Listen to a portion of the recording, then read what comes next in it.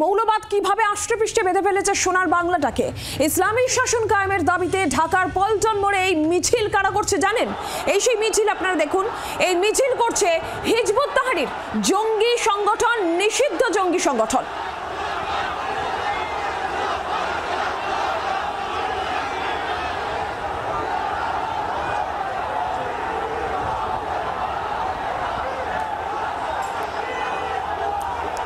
ইউনূসের বদান্যতায় একেবারে খোলাখুলি জঙ্গিবাদের চাষ। প্রকাশ্যে মিছিল থেকে উঠছে ভারত বিদ্বেষী স্লোগান, মার্চ ফর খেলাফত। আমরা জানবো এই বিষয়ে আরো বিস্তারিতভাবে। সরাসরি নিউজরুম থেকে সব্যসাচী চক্রবর্তী রয়েছেন আমাদের প্রতিনিধি আমাদের সঙ্গে। সব্যসাচী, নিষিদ্ধ জঙ্গি সংগঠন প্রকাশ্যে তাদের মিছিল এবং ভারত বিদ্বেষী স্লোগান, কিভাবে সম্ভব হচ্ছে এটা? এই প্রশ্ন কিন্তু অনেক শুরু থেকে, যখন সরকার বদল হলো তখন থেকে উঠতে শুরু করেছিল। 5ই আগস্ট সরকারের পতন হলো, শেখ হাসিনা সরকারের পতন হলো। 7ই আগস্ট এই হিজবুত তাহরির তারা প্রকাশ্যে খোলাখুলি সভা করলেন। সভা করে জানালেন তাদের ওপর যে নিষেধাজ্ঞা রয়েছে সেটা নাকি তুলে নিতে হবে। প্রকাশ্য সভা এই দাবি করলেন তারা।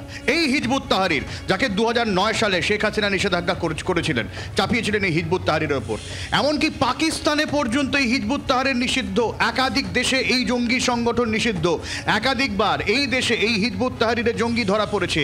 এই হিজবুত তাহরির তারপরেও খোলাখুলি দাবি করে এসেছে তাদের ওপর থেকে নিষেধাজ্ঞা তুলে নিতে হবে, এবং সরকারের তরফ থেকে আশ্বাস এসেছে এই নিয়ে ভাবনা চিন্তা করা হবে। গতকাল আমরা কি ছবি দেখলাম? ঢাকার পল্টন মোড়ের ছবি দেখাচ্ছি, যেখানে মার্চে খেলাফত, অর্থাৎ এখানে কোনো সংবিধান চলবে না, খিলাফত চাই, এখানে ইসলামী শাসন প্রতিষ্ঠা করতে হবে। এই দাবিতে এই প্রকাশ্য জঙ্গিরা রাস্তায় নেমেছে। এই রাস্তায় নেমে তারা এই দাবি করে, পরিস্থিতি এতটাই হাতের বাইরে চলে যেতে থাকে যে পুলিশকে লাঠিচার্জ করতে হয়, সাউন্ড গ্রেনেড ছুটতে হয়। আরও ঘটনা রয়েছে নিরঞ্জনা। এরপরে লোক দেখানি ধরপাকড় শুরু হয়। কুমিল্লা ইউনিভার্সিটির 2জন শিক্ষার্থীকে গ্রেপ্তার করা হয় হিজবুত সংশ্লিষ্টতা সন্দেহে। তাকে ছাড়াতে কারা যায় না? এই বৈষম্য বিরোধী আন্দোলনের ছাত্রছাত্রীরা তারা যায়। নাহিদ ইসলামকে প্রশ্ন করা হয়েছিল, এই যে হিজবুত তাহরির নিষেধাজ্ঞা তুলে নেওয়ার কথা বলছে, আপনারা কি ভাবছেন? নাহিদ বলেছিলেন, না, নিষেধাজ্ঞা বহাল থাকছে, কিন্তু প্রকাশ্য কোনো সমাবেশ তারা করতে পারবে না, আলাপ আলোচনা চলতে পারবে। যদি তাই হয় তাহলে এটা কি? এটা কি নাহিদ?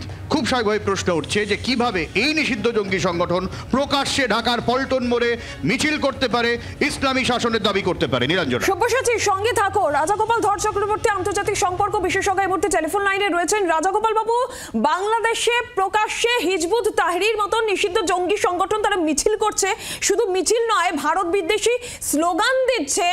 এই যে ছবি সামনে আসছে, মার্চ ফর খেলাফত, তারা বলছে, এটা কিভাবে সম্ভব? একটা শিক্ষিত, সংবেদনশীল একটা যেখানে মানুষ রয়েছেন তারা এটা অ্যালাউ করছেন, ইউনূস এটা অ্যালাউ করছেন? হ্যাঁ, দেখুন, দুটো ব্যাপার এখানে আছে।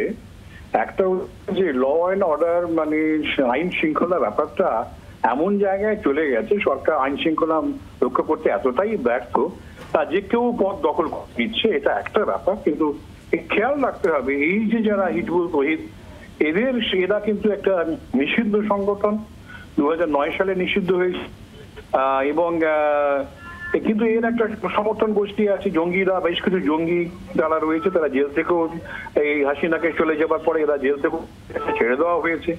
এবং এই যে উপদেষ্টা গোষ্ঠী যেটা বাংলাদেশকে চালাচ্ছে, তাদের একটা অংশ এদেরকে ব্যবহার করে এগোতে চাইছে, কেননা উপদেষ্টা গোষ্ঠীর নিজস্ব কোনো যে জনভিত্তি নেই।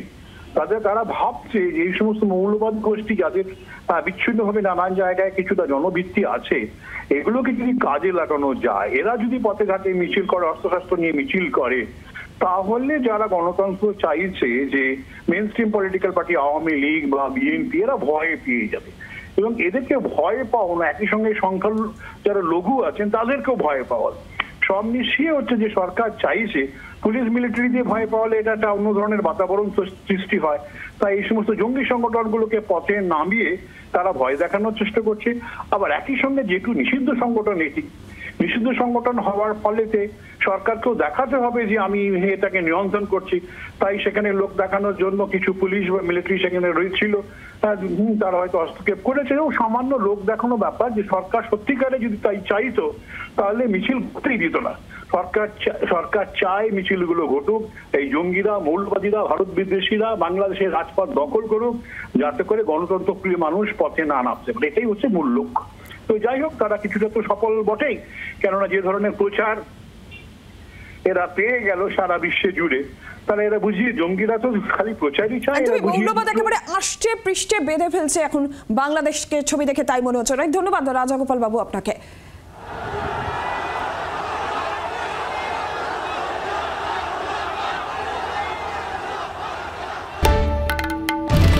বাংলার আওয়াজ, বাঙালির আবেগ, জি 24 ঘন্টা।